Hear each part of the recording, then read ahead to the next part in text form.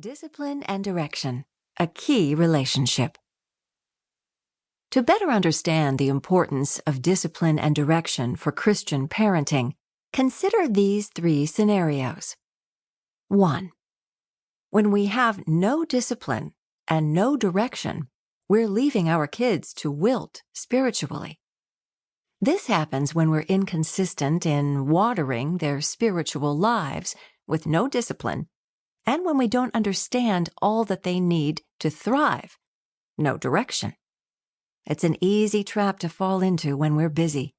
Our spiritual training ends up being a mealtime prayer here and there, a wishy-washy commitment to church, and occasional references to the Bible thrown in for good measure, especially when someone's behaving badly. If guilt takes over, we may drench our kids with more church activities or devotionals for a while, but for many kids, it's too little, too late. 2. When we have discipline but no direction, we're working hard but not necessarily doing the work our kids need most. I had this problem when I faithfully watered my plants each day, not realizing how many other factors were involved in helping them grow. Despite my intentions, the plants still didn't have what they needed to survive. Similarly, some parents are very disciplined in that they're consistently mindful of their kids' spiritual development, but they're not knowledgeable of the many ingredients that go into a strong faith or the environmental factors that will challenge their efforts today. Research has shown repeatedly that at least 60% of kids from Christian homes turn away from faith by their early 20s. Clearly, the hard work of many well-intentioned Christian parents is not resulting in thriving spiritual lives for their kids as adults. Discipline without direction can be dangerous. 3. When we have discipline and direction, we're confident. We know we're doing what we should to help our kids develop a deeply rooted faith. We're setting aside time each week for our family to grow together spiritually and weaving faith throughout our daily lives based on our knowledge of what our kids need. We know we'll never be perfect parents and that ultimately God is sovereign. But we rest in the comfort of knowing we're being as faithful as we can be to our calling.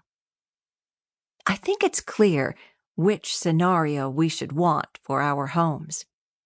This audiobook will help you get there. It won't give you discipline.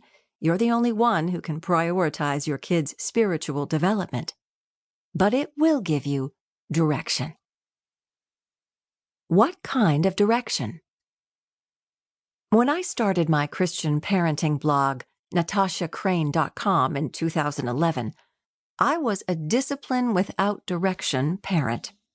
I was committed to raising my young kids in a Christ-centered home, but I wasn't sure what I should be doing.